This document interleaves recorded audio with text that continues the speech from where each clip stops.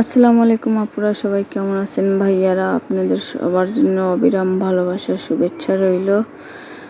এটা রাতের রান্না করা হচ্ছে আমাদের বাড়িতে। আজকে হলে ওখানে আলু, কচুরমুখী আর আইটা, মানে কলা যখন ধরে তারপরে যে ভিতরে যায় এই শক্ত আইটা করে কয়, ওইটা দিয়ে আর কি রান্না করা হচ্ছে।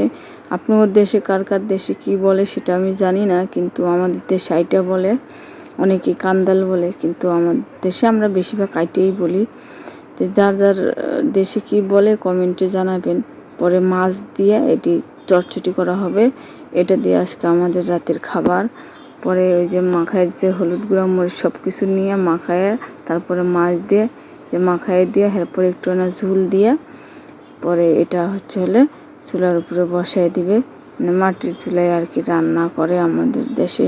বেশিরভাগ মানুষ মাটিতেই রান্না করে। তো কে ভালো লাগলো সবাই একটু কমেন্টে জানাবেন।